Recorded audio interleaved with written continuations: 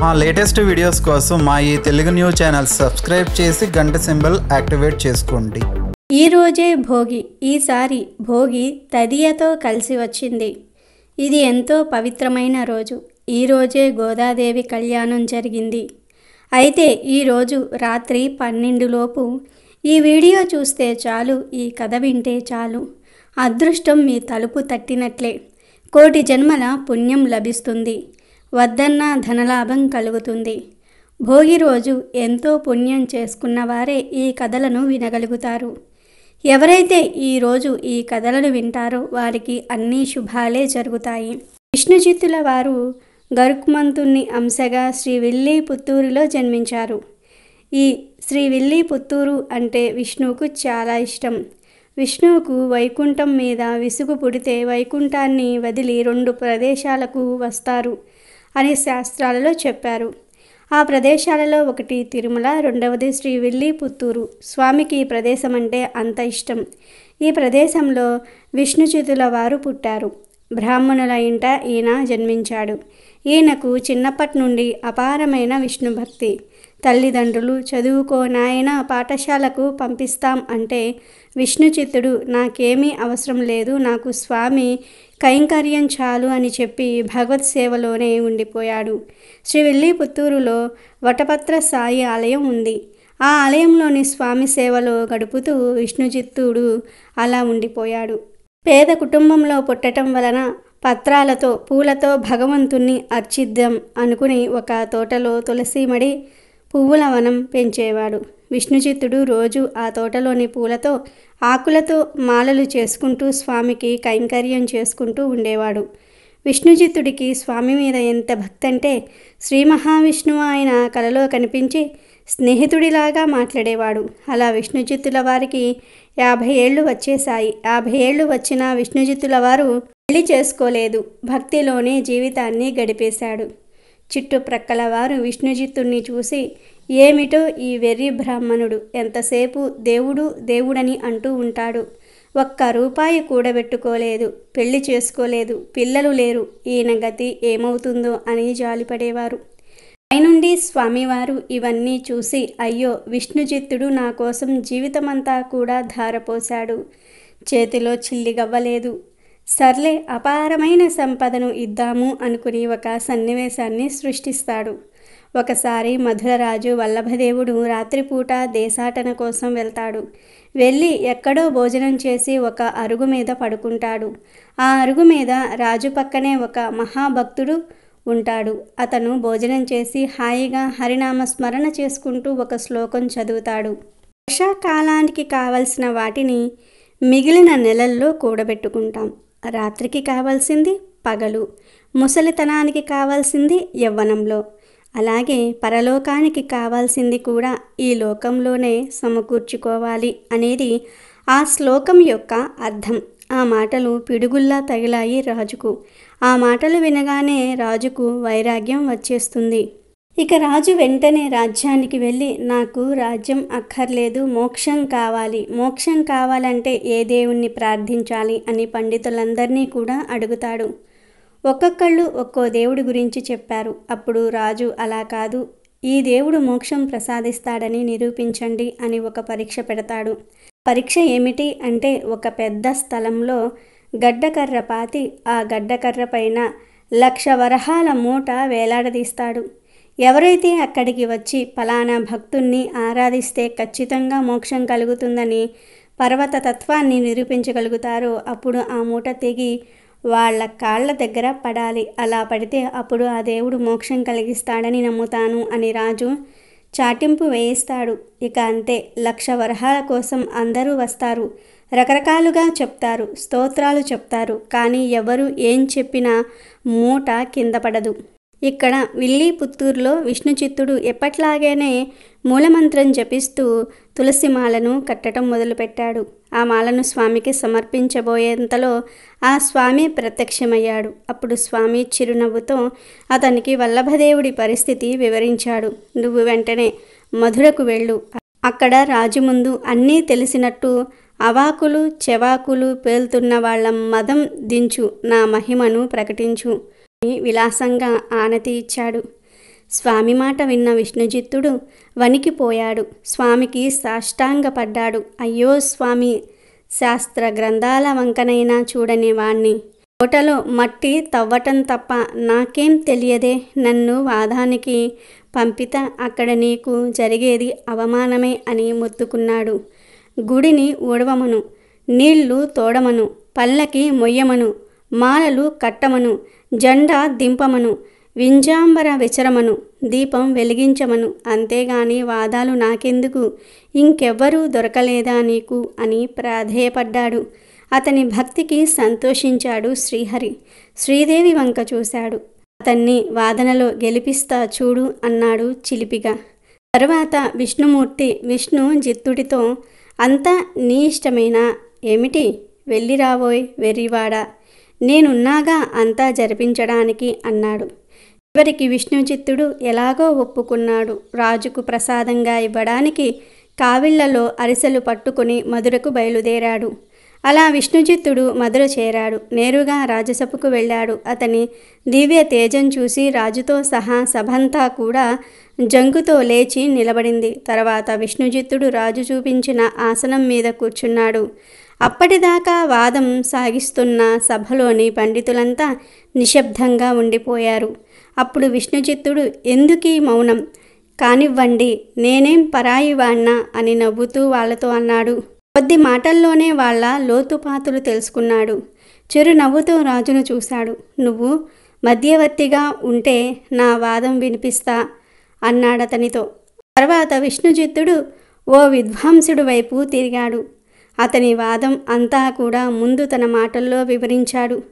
దాంట్లో ఒక్కొక్క విశేషాన్నే తీసుకొని సూక్ష్మంగా ఖండించాడు. మధ్యలో మాట్లాడబోయిన వాళ్లను ఒక్కో మాటతోటే వారించాడు.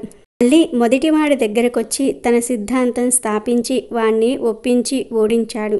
సరే, ఇప్పుడు చెప్పు నీ వాదం ఏమిటో అని తర్వాతి వాణ్ణి కూడా అలాగే గెలిచాడు. ఇలా విష్ణుజిత్తుడు అందర్నీ వరుసగా వాదనలో సాధించాడు. బ్రహ్మ సూత్రాలు, ఉపనిషత్తుల ద్వారా పరమాత్మ తత్వాన్ని నిరూపించాడు.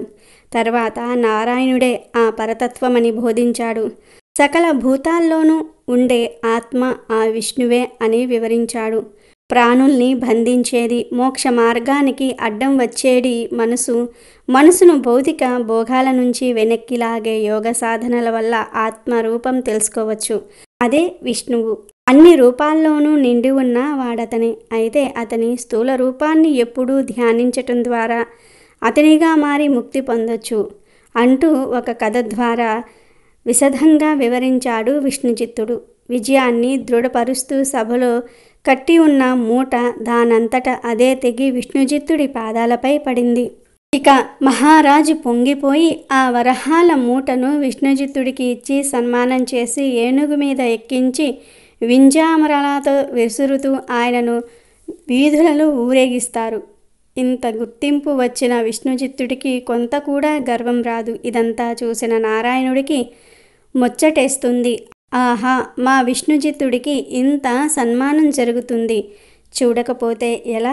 భూమి మీద ఉన్న గరుత్మంతుడికి సన్మానం జరుగుతూ ఉంటే మనం చూడాలి కదా అని చెప్పి గరుత్మంతుణ్ణి పిలిచి శ్రీదేవి భూదేవి సమేతంగా శ్రీవల్లీపుత్తూరు వీధుల్లోకి వస్తాడు. వచ్చి విష్ణుజిత్తుల వారితో చాలా సంతోషంగా విష్ణుజిత్త అని విష్ణుజిత్తుణ్ణి పొగుడుతాడు. అప్పుడు విష్ణుజిత్తుల వారు సంతోషంతో, స్వామి, ఇది నా పరాక్రమం కాదు, నేను ఎన్నడూ చదువుకోలేదు, కానీ మీరే నాకు విద్యను ఇచ్చారు. స్వామి, నా మీద ప్రేమతో ఇంతమంది జనంలోనికి వచ్చావా? నయన మనోహరమైన రూపం నీది, దిష్టి తగులుతోంది, నీకు దిష్టి తగలకూడదు అని ఆశీర్వదిస్తూ మంగళ శాసనం రాశాడు విష్ణుజిత్తుడు. అప్పుడు విష్ణుమూర్తి, విష్ణుజిత్త, ఏం భక్తయ్యా నీది, నన్నే ఆశీర్వదిస్తున్నావు నీవు. అందుకని ఇక మీదట నుండి నిన్ను పెరి అల్వార్ అంటే అల్వార్లందరిలోకి పెద్ద అల్వార్ అని పిలుస్తారు అని ఆశీర్వదించి వెళ్ళిపోతాడు. విష్ణుజిత్తుడు తర్వాత విల్లీపుత్తూరు వచ్చేస్తాడు. 1,00,000 వరహాలలో ఒక్క రూపాయిని కూడా ఉంచుకోకుండా వటపత్ర సాయి ఆలయానికి విరాళంగా ఇచ్చేస్తాడు. మళ్ళీ బుట్ట తీసుకుని తోటలోనికి వెళ్ళిపోతాడు. అలా విష్ణుజిత్తుల వారు ధనాన్ని విరాళంగా ఇచ్చేసి తనకు వచ్చిన పేరు ప్రతిష్టలను కూడా పట్టించుకోడు. స్వామివారు తనకు ఇచ్చిన విద్యతో తిరుమలి రాశాడు. ఇదంతా చూసిన విష్ణుమూర్తి విష్ణుచిత్తుడు ఎంత వెర్రి భక్తి కలవాడు.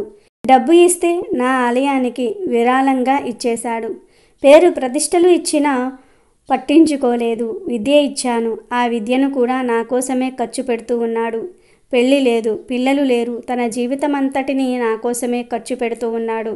వీడికి ఏమివ్వను అని కరిగిపోతాడు. ఇలా ఆలోచించి నన్ను నేను విష్ణుచిత్తుడికి సమర్పించుకుంటాను అని భూదేవి వైపు చూస్తాడు. అప్పుడు భూదేవి నవ్వి, నాకు అర్థమయ్యింది స్వామి.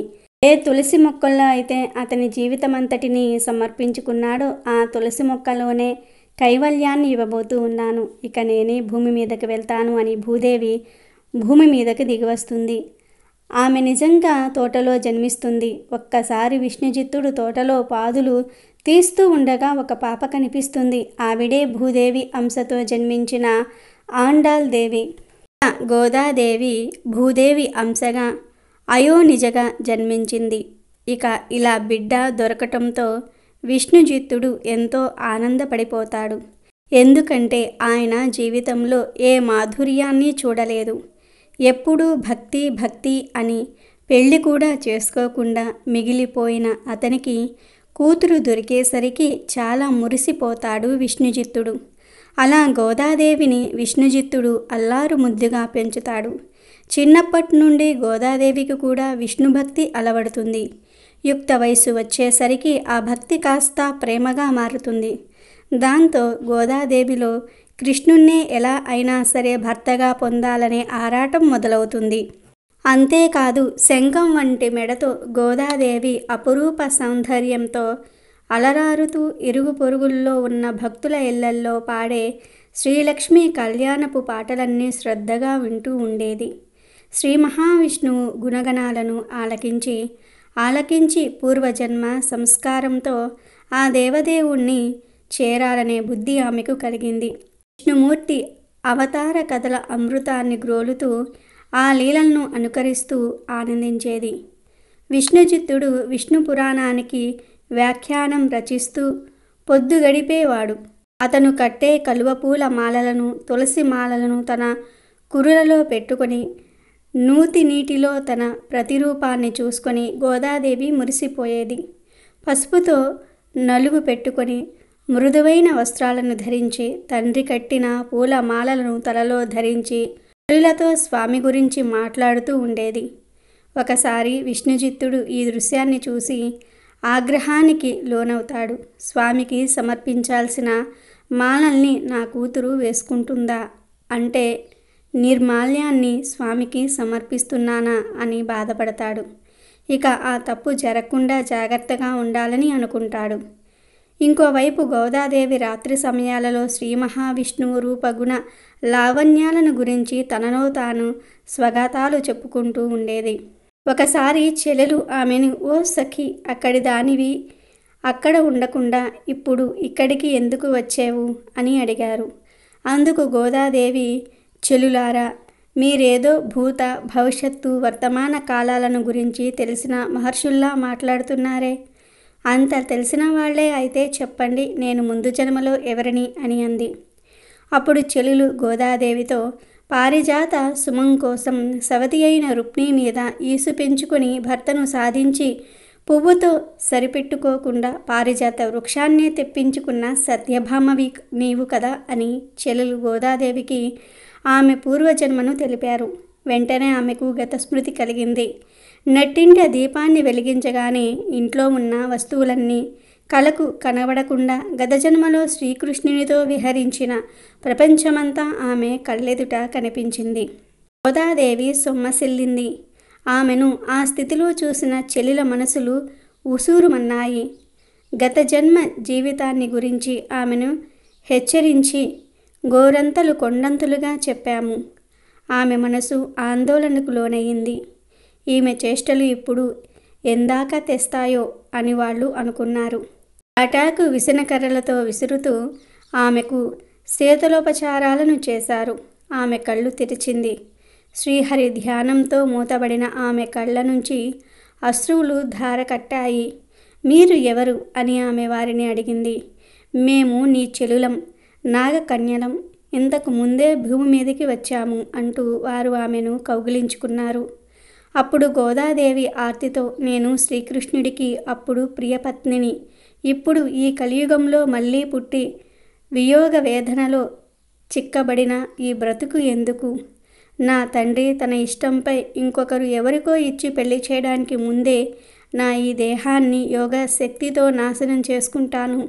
అప్పుడు హరి పాద పద్మాలను చేరుకునే భాగ్యము సత్వరం నాకు కలుగుతుంది అని సకులతో అంది. అప్పుడు చెలులు, ఆ శ్రీకృష్ణుడు ఇప్పుడు ఎక్కడ ఉన్నాడో తెలుసా? శ్రీరంగంలో శ్రీరంగనాథుడి రూపంలో ఉన్నాడు. తొందరెందుకు? అతనిని నీ భర్తని చేసుకోవటం కోసం మీ ఇంట్లోనే అర్చనాదులతో హరిని సేవించు అంటూ చెలులు ఆమెను అనునయించారు. అంతే, ఆమెను కన్ను ముయ్యనీయకుండా మన్మధుడు కయ్యానికి కాళ్ళు దువ్వసాగాడు. మనసులో ఆరాటం నుంచి ఊరట పొందటం కోసం గోదాదేవి శ్రీకృష్ణుణ్ణి మరలా చేరటమే లక్ష్యంగా శ్రీహరిని ఆరాధించసాగింది.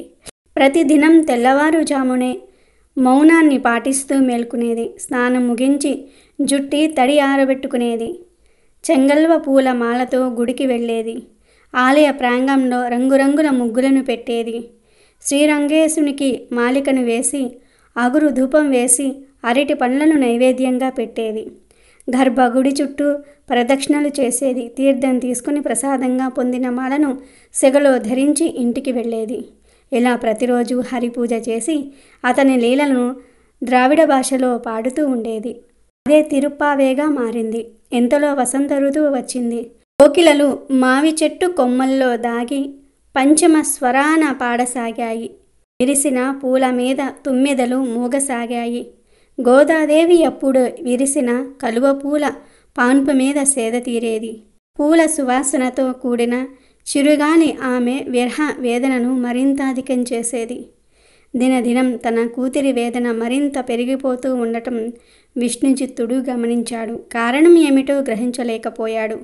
ఆలయానికి వెళ్ళి పూజను ముగించాడు. తన మనసులో కూతురు స్థితికి చెలరేగుతున్న బాధను హరికి విన్నవించుకుంటూ, దేవా, నీ దాసి అయిన నా కూతురు ఎందుకో ఏదో వ్రతదీక్షను పూని నానాటికి కృషించిపోతోంది. వద్దన్నా నా మాటను వినటం లేదు. పిల్లలు లేని నాకు కూతురు అయినా సరే, కొడుకు అయినా సరే తనే. నేనేం చేయను? తను చేస్తున్న ఈ వ్రతం మేము చేసే వ్రతాల్లాంటిది కాదు. మేము నీ ప్రసాదంగా ఇచ్చిన పూలను చెవిలో పెట్టుకుంటాము, కానీ అవి పాన్పు మీద పరుచుకొని ఆమెలాగా వాటి మీద పడుకోము. చెంబులతో నీ పాద తీర్థాన్ని త్రాగుతాము, కానీ ఆమె తన దేహాన్ని తడుపుకుంటుంది. ఇదంతా ఏమిటి? నాకైతే పిచ్చిలాగా తోస్తోంది. ఎంత నీ మీద భక్తి ఉన్నా బంధాల్ని వదిలించుకోలేని వాణ్ణి. అంతర్యామివి, నీకు తెలియనిది ఉండదు. ఈ విషయమేమిటో నీవే తెలపాలి అని అర్థించాడు. అతడి చాదస్తానికి నవ్వుకుంటూ శ్రీహరి అతనికి ఇలా చెప్పాడు. విష్ణుచిత్త, నీ పూర్వజన్మ ఫలం వలన భూదేవి నీకు కూతురుగా లభించింది. గాన మహిమ తెలిసినది అవటం వల్ల ఆమె నిరంతరం నా గుణగానం వింటూ ప్రొద్దుపుచ్చుతోంది. నీవు ఆందోళన చెందవలసిన అవసరం లేదు. ఆమె ఆ విధంగా నా గురించి తపస్సు చేస్తోంది. అంతకంటే మించిన గొప్ప తపస్సు ఏముంటుంది? నీకు అంతా శుభమే జరుగుతుంది. నీ కుమార్తెను శ్రీరంగనాథుణ్ణి సేవించటం కోసం శ్రీరంగానికి తీసుకునిరా అని అతనికి ఆనతి ఇచ్చాడు. స్వామి మహాప్రసాదం అని విష్ణుచిత్తుడు హరికి ప్రణమిల్లాడు. ఒక బంగారు పల్లకిలో తన కుమార్తెను ఉంచి వందలాది చెల్లెలను పరమ భక్తులను తోడుగా వెంటబెట్టుకుని ప్రయాణాన్ని ఆరంభించాడు. విష్ణుచిత్తుడు గోదాదేవితో ఉద్యానవనాలతో కలకలలాడుతూ పాపాలను నశింపజేసే పవిత్రమైనటువంటి క్షేత్రమైన శ్రీరంగానికి చేరుకున్నాడు. అక్కడి కోనేటిలో తండ్రి కూతుళ్ళు స్నానం అంటే పాపాలను పోగొట్టే విధంగా మంత్రయుక్తంగా స్నానం చేశారు. విష్ణుచిత్తుడు మధ్యాహ్న సమయాన చేసే సంధ్యావందనాలను ముగించాడు. చక్కగా అలంకరించుకున్న కూతుర్ని వెంటబెట్టుకుని వైష్ణవ భక్తులు తోడురాగా శ్రీరంగనాథుని దేవాలయంలోనికి ప్రవేశించాడు. గరుక్మంతుణ్ణి సేవించి అతని అనుమతిని పొంది స్వామి దర్శనం కోసం గర్భగుడిని వారు సమీపించారు. శంఖచక్ర గదాదులను ధరించిన చతుర్భుజుణ్ణి, మణి మకర కుండలాలతో విలసిల్లు వాడిని, వక్షస్థలం మీద కౌస్తభరణి హరంతో ప్రకాశించువాడిని, పీతాంబరధారిని, పురాణ పురుషుడైన పురుషోత్తముణ్ణి, శ్రీరంగనాథుణ్ణి ఆనంద బాష్పాలు జాలువారుతూ ఉండగా ఆ తండ్రి కూతుళ్ళు దర్శించుకున్నారు. అష్టాంగ నమస్కారం చేసి వినయంతో తలలు వంచి స్వామి సన్నిధిలో ఆ ఉభయులు నిలుచున్నారు. విష్ణుజిత్తుడు భక్తి పారవస్యంతో పరిపరి విధాల శ్రీమన్నారాయణ్ణి స్తుతించాడు. విష్ణుమూర్తి తన పాద పద్మాలకు కుసుమాంజలిని సమర్పిస్తున్న గోదాదేవిని తన్మయత్నంతో చూశాడు. ఆమె అందాన్ని చూసి ఉవ్విళ్ళూరి హరి తాపం ఆపుకోలేక తను ఉండే దివ్య శుద్ధాంత సీమకు ఆమెను చేర్చి ఒక మాయా గోదాదేవిని తండ్రి పక్కన ఉంచాడు. మాయకు సంబంధించిన దివ్య వల్ల రూపొందిన గోదాదేవి దేవాలయం నుంచి బయటకు అందరితో పాటుగా వచ్చి పల్లెకిలో ఎక్కి కూర్చున్నది. ఆమె మార్గమధ్యంలోనే మటుమాయమైపోయింది. విష్ణుచిత్తుడు స్వామిని చూసిన పారవస్యం నుంచి ఇంకా తేరుకోలేదు.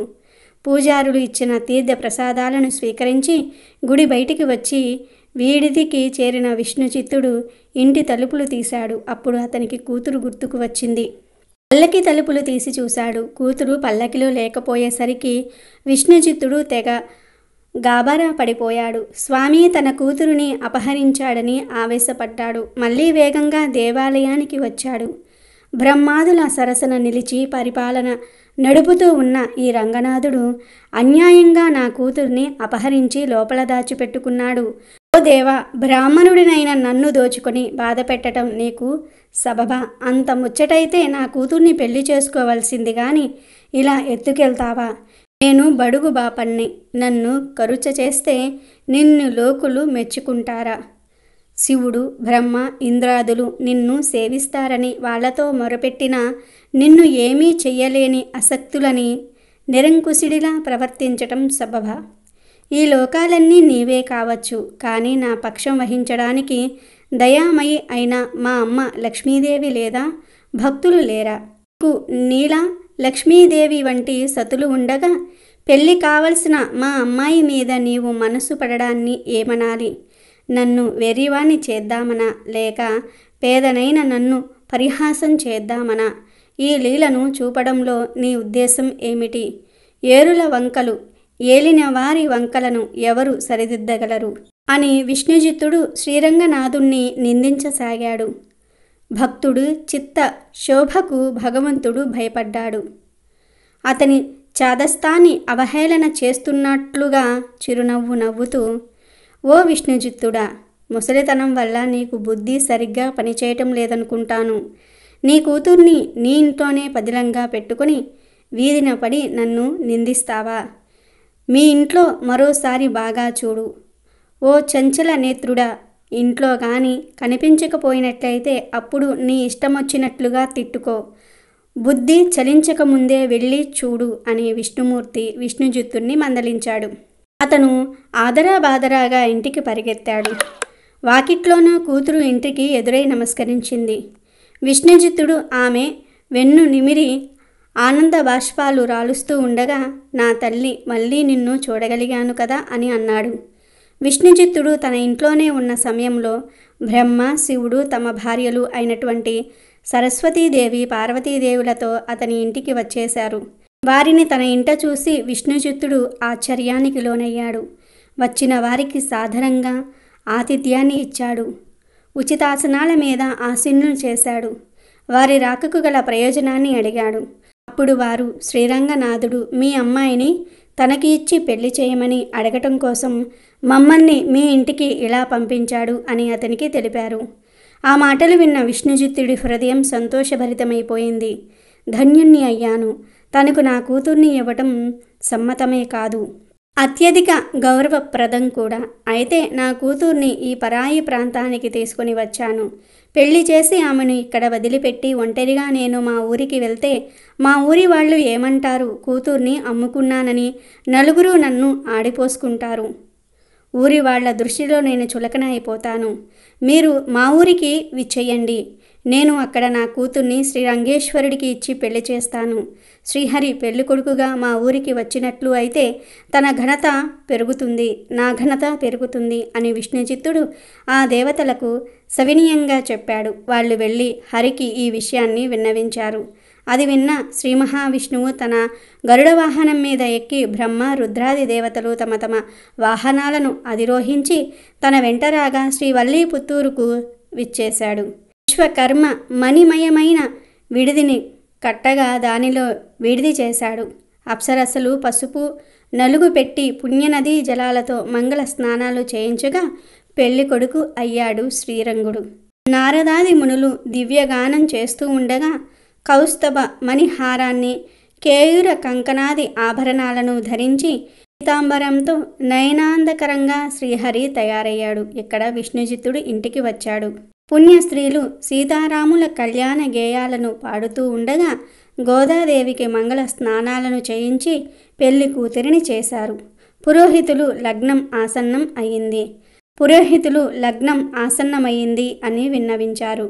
విష్ణుచిత్తుడు ధారపొయ్యగా శ్రీ మహావిష్ణువు కన్యను పరిగ్రహించాడు. వధూవరులు ఒకరినెత్తిన మరొకరు జీలకర్ర బెల్లం పెట్టడం, ముత్యాల తలంబ్రాలు పోసుకోవటం, మంగళసూత్రధారణ, సప్తపది, అరుంధతి దర్శనం వంటి వివాహ కార్యక్రమాలన్నీ కూడా సక్రమంగా ముగిశాయి. శ్రీ మహావిష్ణువు గోదాదేవితో అతి వైభవంగా వైకుంఠ నగరానికి వెళ్ళిపోయాడు. ఈ గోదాదేవి కళ్యాణం భోగి రోజే జరిగింది. అందుకే ప్రతి వైష్ణవ ఆలయంలో భోగినాడు గోదాదేవికి విష్ణుమూర్తితో కళ్యాణం జరుపుతూ ఉంటారు. తర్వాత ఉద్యానవనంలో పండు వెన్నెలలో విష్ణుమూర్తి గోదాదేవి సుఖాలను అనుభవించారు. శ్రీమన్నారాయణుడు కరుణతో లోకాలను పాలిస్తూ లోకాలను చల్లగా చూడసాగాడు. కాబట్టి భోగి రోజు ఈ గోదాదేవి కళ్యాణ కథ వింటే చాలు సకల శుభాలు కలుగుతాయి. అలాగే ఈ భోగి రోజు గోదాదేవికి సంబంధించిన కథలను వింటే లక్ష్మీనారాయణుల అనుగ్రహం కలుగుతుంది. వివిధ క్షేత్రాలను దర్శించినప్పుడు అక్కడ కొలువై ఉన్న ఆయా దైవాల మహిమలను గురించి విన్నప్పుడు ఆశ్చర్యం కలుగుతూ ఉంటుంది. దైవం పట్ల విశ్వాసం గల వాళ్ళు ఆ సంఘటనలు నిజంగానే జరిగి ఉంటాయని భావించి అనుభూతిని పొందుతారు. తమ ఊళ్ళో ఆవిర్భవించిన దైవం పట్ల, ఆ దైవం చూపిన మహిమల పట్ల వాళ్ళు పూర్తి విశ్వాసాన్ని ప్రకటిస్తూ ఉంటారు. ఏదులాబాద్ క్షేత్రం విషయంలోనూ మనకు ఈ విషయం స్పష్టమవుతూ ఉంటుంది. రంగారెడ్డి జిల్లా ఘట్కేసర్ మండలంలోని ఈ గ్రామంలో శ్రీ గోదా సమేత రంగనాయక స్వామి ఆలయం దర్శనమిస్తూ ఉంటుంది. ఇక్కడి అమ్మవారు ఈ ప్రాంతానికి చెందిన దేశికాచార్యులు అనే ఒక భక్తుడితో కలిసి విల్లుపుత్తూరు నుంచి వచ్చినట్లుగా స్థల పురాణం చెప్తోంది. అమ్మవారి ఆదేశం మేరకు ఆయనే ఆలయం నిర్మించాడు. ఈ ఆలయం గురించి ఒక కథ ప్రచారంలో ఉంది. ఒకసారి ఈ ఆలయ ప్రాంగణంలో దేశికాచార్యుల వారు కూర్చుని పారాయణం చేస్తూ ఉన్నారు. ఆ పక్కనే 12 సంవత్సరాలలోపు వయసు గల 8 మంది ఆడపిల్లలు ఆడుకుంటూ ఉన్నారట. ఆ సమయంలో మట్టిగాజులు అమ్మే వ్యక్తి అటుగా రావటంతో అరుగు మీద కూర్చుని పారాయణం చేసుకుంటున్న దేశికాచార్యుల దగ్గరకు ఆ ఆడపిల్లలు పరిగెత్తుకుంటూ వెళ్ళి తమకు గాజులు వేయించమని అడిగారు. దేశికాచార్యుల వారు ఆ పిల్లల ముచ్చట తీర్చటం కోసం ఆ గాజుల అబ్బాయిని పిలిచి వాళ్ళందరికీ కూడా గాజులు తొడిగి తన దగ్గరకు డబ్బుల కోసం రమ్మని చెప్పాడు. కొంతసేపటికి ఆ పిల్లలకు గాజులు వేసి తిరిగి వచ్చిన గాజుల అబ్బాయి మొత్తం 9 మంది ఆడపిల్లలకు గాజులు వేసినట్లుగా చెప్పాడు. కానీ అక్కడ 8 మంది పిల్లలే ఉండటంతో దేశికాచార్యులు ఆలోచనలో పడ్డాడు. విషయం తెలుసుకుందామని దేశికాచార్యుల వారు ఆ పిల్లల దగ్గరకు వెళ్ళి మొత్తం ఎంతమంది గాజులు వేయించుకున్నారు అని అడగ్గా మొదటి నుంచి తాము 8 మందే ఆడుకుంటున్నట్లుగా 8 మందే గాజులు వేయించుకున్నట్టుగా చెప్పారు. కానీ గాజులబ్బాయి మాత్రం తాను నిజమే చెప్తున్నానని, ఒక అమ్మాయి గాజులు వేయించుకున్న తర్వాత గుళ్ళోకి వెళ్ళటం చూశానని అన్నాడు. దాంతో దేశికాచార్యుల వారు గుళ్ళోకి వెళ్ళి చూస్తే అక్కడ ఎవ్వరూ కనిపించలేదు. యథాలాపంగా అమ్మవారి వైపు చూసిన ఆయన అమ్మవారి మూలమూర్తికి మట్టి గాజులు కొత్తవి ఉండటం చూశాడు. అమ్మవారి చేతికి ఉన్నవి గాజులబ్బాయి దగ్గరవి సరిపోల్చి చూశాడు. అమ్మవారి చేతికి ఉన్నవి అవే గాజులు అని తెలిసింది. అయితే దేశికాచార్యులకు విషయం అర్థమైపోయింది. అప్పుడు దేశికాచార్యుల వారు గాజులబ్బాయితో స్వయంగా అమ్మవారు వచ్చి నీతో గాజులు వేయించుకున్నారు అని చెప్పాడు. ఆ విషయం తెలుసుకున్న గాజులబ్బాయి సంతోషంతో పొంగిపోయాడు. సాక్షాత్తు అమ్మవారి చేతికి గాజులు తొడిగే అవకాశం తనకు లభించటమేమిటంటూ ఆ ఆనందాన్ని తట్టుకోలేక పొర్లి పొర్లి ఏడ్చాడు. ఆ క్షణమే ఆ సంగతి ఊరంతా తెలిసిపోయింది. ఆనాటి నుంచి అమ్మవారిని దర్శించుకునే భక్తులు ఆమెకు ఎంతో ఇష్టమైన మట్టి గాజులను సమర్పించుకోవటం ఆనవాయితీగా వస్తోంది. ఈ కథను విన్నవారికి, చెప్పిన వారికి సకల శుభాలు కలుగుతాయి. గోదాదేవి ద్వాపరయుగంలోని సత్యభామ యొక్క మరో జన్మ అని భాగవతులు తలుస్తూ ఉంటారు. పారిజాత పుష్పాలతో సత్యభామ ఒక అందమైన మాలిక అల్లి తన కృష్ణుని కంఠంలో అలంకరించబోయింది. శ్రీకృష్ణుడు ఆ మాలను తన చేతులతో తీసుకుని ఆమె మెడలో వేశాడు. సత్యభామ మరో మాలను శ్రీకృష్ణుని కోసం అల్లబోతే ఆ నీలిమేఘ శ్యాముడు వారించి నీవు ధరించిన ఆ మాలనే నా మెడలో వెయ్యమని చెప్పాడు. కలియుగంలో సత్యభామే గోదాదేవిగా ఆవిర్భవించి తన కృష్ణుని కోసం తపిస్తూ తిరుప్పావే రాసి గానం చేసిందని పెద్దలు చెప్తూ ఉంటారు. పెళ్ళీడుకు వచ్చిన కన్నెపిల్లలు మార్గశిర మాసంలో రోజు తిరుప్పావే గానం చేస్తే మాఘమాసంలో వివాహం జరుగుతుందని ఒక నమ్మకం ఉంది. ఇదే పరమ పావనమైన గోదాదేవి కళ్యాణం కథ. ఈ కథను ధనుర్మాసం వచ్చే లోపు లేదా ధనుర్మాసంలో ప్రతిరోజు వింటే చాలు పాపాలు పోయి కోటి జన్మల మహాపుణ్యం వస్తుంది. తిరుప్పావేకి ఒక నేపథ్యం ఉంది. శ్రీకృష్ణుడు ఉండే అందాల పల్లె రేపల్లెలో కరువు వచ్చి అందరూ కూడా ఆందోళన పడుతూ కృష్ణయ్య దగ్గరకు వెళ్ళి ఏం చేద్దాం అని అడిగారు. దానికి శ్రీకృష్ణుడు చిన్నారి కన్యలైనటువంటి గోపికలతో ఒక వ్రతం చేయిస్తే బాగుంటుంది అన్నాడు. అప్పుడు శ్రీకృష్ణుడు గోపికలను పిలిపించి వ్రత నియమాలను వివరించాడు.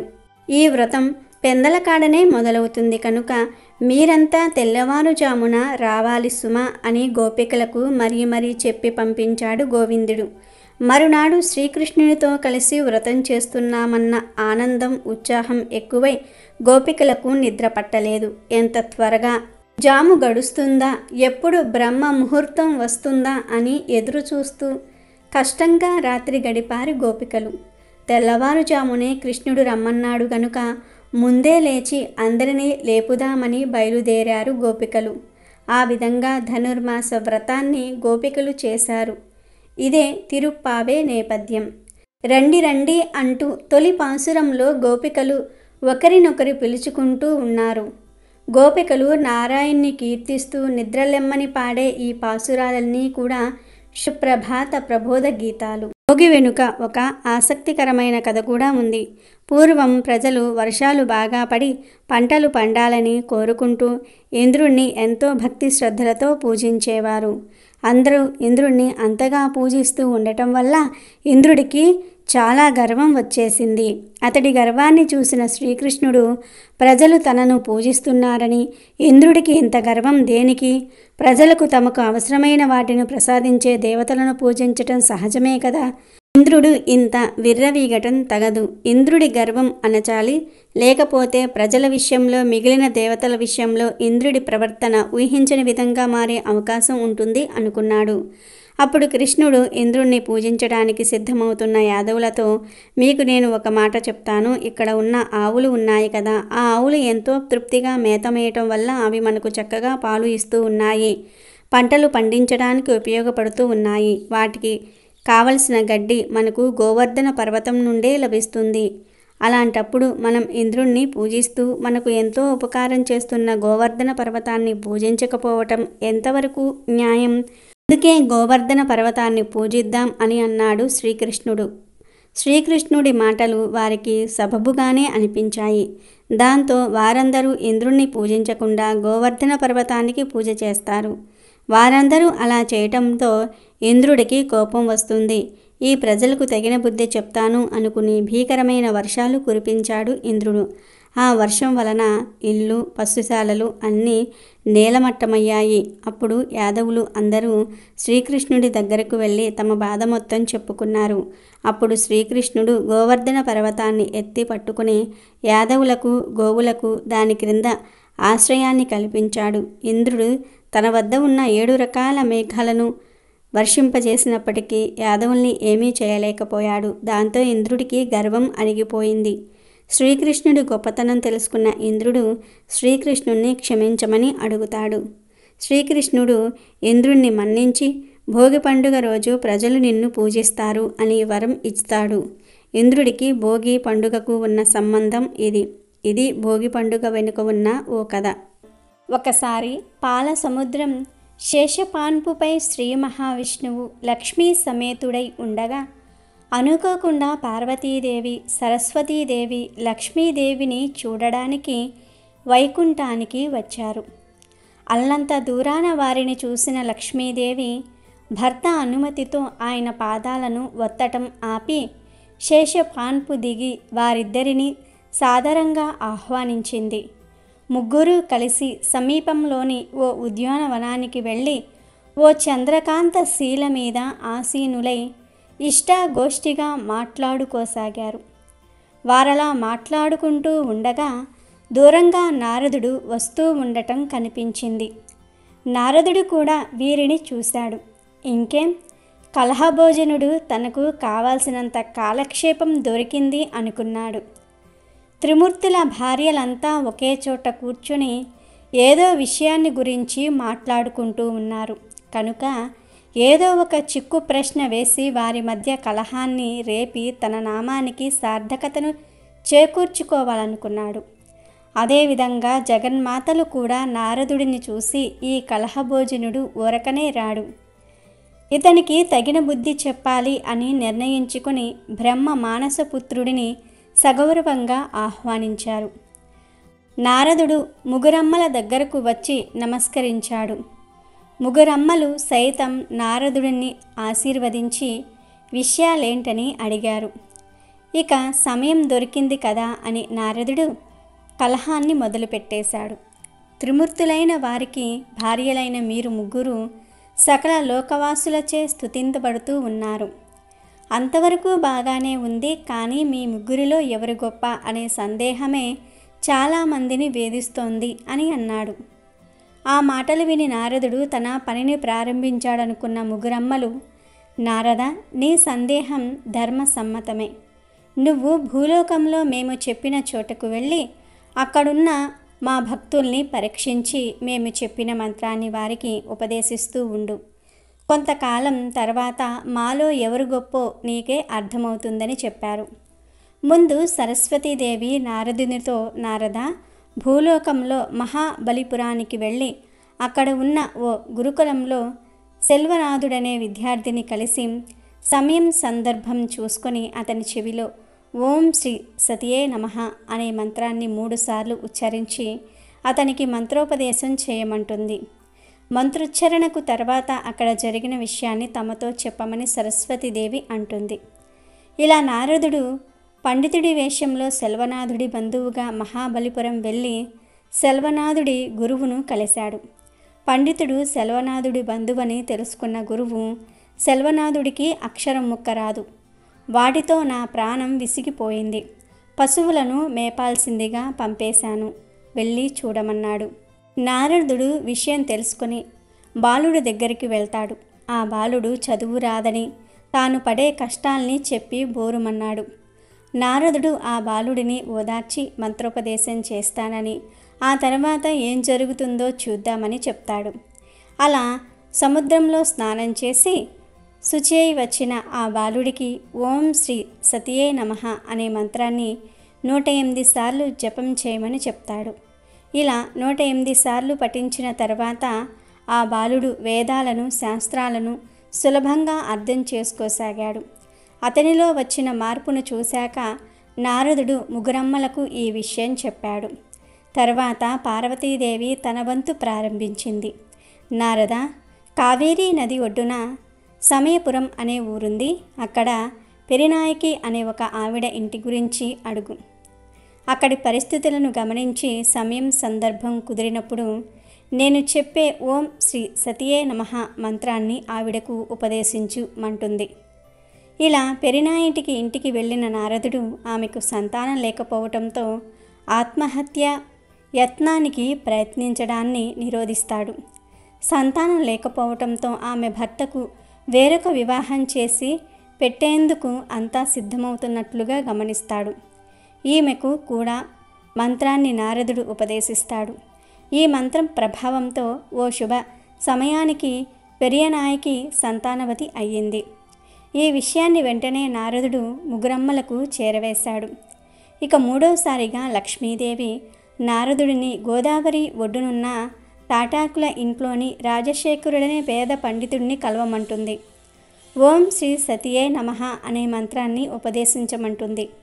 అలాగే నారదుడు కూడా గోదావరికి వెళ్ళి దానం చేసే ఉత్తముడైన రాజశేఖరుణ్ణి కలుస్తాడు.